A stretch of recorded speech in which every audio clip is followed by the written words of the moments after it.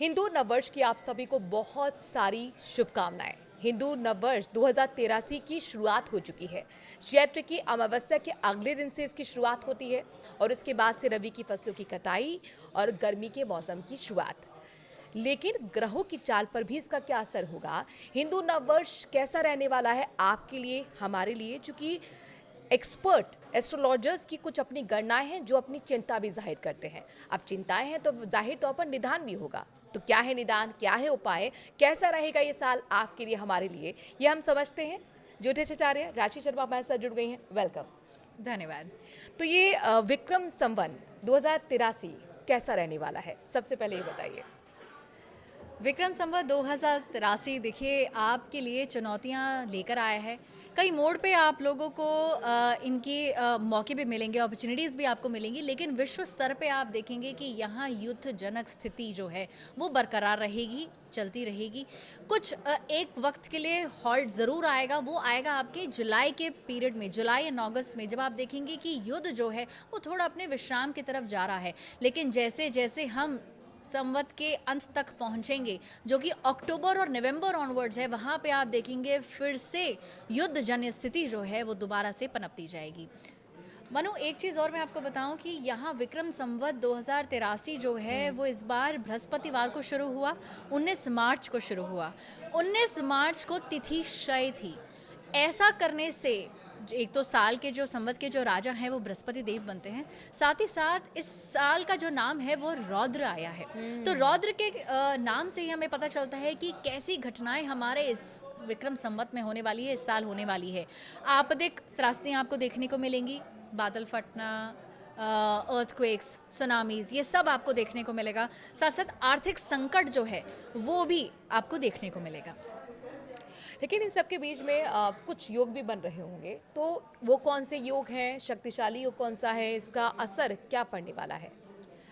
देखिए मनु, दो ऐसे योग हैं। सबसे पहले हम बात कर लेते हैं चैत्र मास की। चैत्र मास में चतुर्ग्रही योग बन रहा था एकादश भाव में, कुंभ राशि में, और अब ऐसा मिलन जो कि शनि, मंगल और सूर्य का, वो मीन राशि में होने के लिए जा रहा है। 2 अप्रैल को मीन राशि में मंगल देव प्रवेश करेंगे और यहाँ जाने से कम 14 अप्रैल तक, जब तक सूर्य अपनी राशि परिवर्तन नहीं कर लेते, तब तक ये आपको एक षडाष्टक योग के सामने आएगा। इस साल मैं आपको बताऊं कि इस साल काल सर्प योग भी बन रहे हैं। 5 शुक्रवार हैं इस महीने में, वैशाख के महीने में। तो ये जो पूरा आपका समय बीतेगा अप्रैल का, यहाँ पे आप बहुत बड़ी चीज़ें नेशनल और इंटरनेशनल लेवल पे होते हुए इसको देखेंगे। तो फिर इसके लिए क्या उपाय किए जाने चाहिए कि बेहतर स्थिति हो पाए आम लोगों के लिए? देखिए, सबसे पहले तो मैं आप सभी लोगों को कहूँगी कि चाहे आपकी राशि जो भी हो, लगन की राशि या फिर चंद्र की राशि, इतना ज़रूर जान लीजिए कि ये साल जो है वो बृहस्पति देव का है। तो देखिए, और धर्म से जुड़ा कर्म कीजिए। कर्म भी सिर्फ कर्म मत कीजिए, राइटियस बनाइए उसको, तभी वो अतुल्य होगा। अपने कर्म पे ध्यान दीजिए, बृहस्पति के दान कीजिए। श्री विष्णु सहस्त्र नाम का पाठ इस समय बहुत अत्यंत लाभदायक रहेगा। आप सभी लोग सूर्य को अर्घ भी दे सकते हैं। सूर्य भी है, देखिए वो राजा है अल्टीमेटली।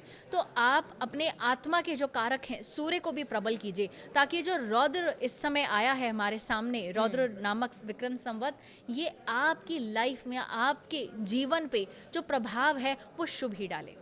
आपने रौद्र की तो बात कर ली, उसका इफेक्ट भी हमें बता दिया, लेकिन इस साल के जो गुरु हैं वो हैं राजा गुरु। यानी कि इस साल के राजा गुरु होने से क्या पॉजिटिव इम्पैक्ट पड़ सकता है? ठीक है, तो मनो, राजा जो है वो बृहस्पति देव हैं, और बृहस्पति देव कारक होते हैं आपके विजडम के, आपके विवेक के, और वो साथ ही साथ वर्षा के भी बहुत अच्छे माने गए हैं। उनके हाथ में है पूरी वर्षा। तो देखिए, इस साल हमें देखने को मिलेगा कि वर्षा जो है वो अधिक हो रही है। फसलों पे भी इसका बहुत प्रभाव पड़ेगा। आपके जितने भी एग्रीकल्चर है वहाँ पे आप देखेंगे इस बार बहुत अच्छी फसल आएगी। लेकिन हाँ, एक्सटेंडेड ज़रूर वर्षा यहाँ रहेगी, और कह सकते हैं कि जो मानसून है वो भी पहले आ सकता है। इससे कुछ फसलों का खराब होने के संकेत भी हैं। तो हिंदू नववर्ष की बात हो रही है राशि जी, तो जाहिर तौर पर भारत की हम बात कर रहे हैं, भारतवासियों की हम बात कर रहे हैं, लेकिन राजनीति की अब हम बात कर लेते हैं। 5 राज्यों के चुनाव भी होने वाले हैं, तो इसमें आप क्या देख पा रही हैं? मनो ऐसे 2 राज्य 5 राज्यों में से 2 राज्य तो डेफ़िनेटली ऐसे हैं जहाँ पे भाजपा का आना, संगठन होना, भाजपा की अपनी सरकार आना, वो देखिए बिल्कुल तय है। क्योंकि इस समय जो भारत की कुंडली है, साथ ही साथ आप नरेंद्र मोदी जी की भी अगर कुंडली उठा के देखेंगे तो ऐसे योग हैं कि यहाँ पे सत्ता परिवर्तन बिल्कुल है। तो बंगाल में, साथ ही साथ तमिलनाडु में ये अच्छा आपको एक रिजल्ट देखने को मिलेगा। तमिलनाडु में कह सकते हैं कोएलिशन गवर्नमेंट आ सकती है, गठबंधन हो सकता है यहाँ पे, लेकिन मेजॉरिटी बीजेपी का आना बिल्कुल तय है। आपने दीदी के लिए थोड़ी टेंशन दे दी है। लेकिन अब हमारे साथ पड़ोसी मुल्क के जी। रिश्ते कैसे रहेंगे? पाकिस्तान से हमने देखा कि ऑपरेशन सिंदूर तक हमने यहाँ पर चला था, जी। तो एक आतंकी पूरी तरह से परस्त वो देश रहा है। आगे किस तरह का कुछ वहाँ पर कुछ झोल-मोल तो नहीं किया जाएगा पाकिस्तान की तरफ से? सीमा पार से क्या कुछ यहाँ पर जो स्थिति हमने पहले देखी थी वो तो नहीं हो जाएगी? देखिए इस समय मनो जो भारत की कुंडली है और जो विश्व जगत की कुंडली है, इस समय काल सर्प योग चल रहा है 13 मार्च से लेके 11 जुलाई तक ये काल सर्प योग चलने वाला है। और ऐसे में मंगल और शनि का भी साथ होना, सूर्य शनि का भी साथ होना, और यहाँ पे विश्व में सशस्त्र जो कह सकते हैं युद्ध तो चलेगा चलेगा, आर्थिक युद्ध भी चलता रहेगा।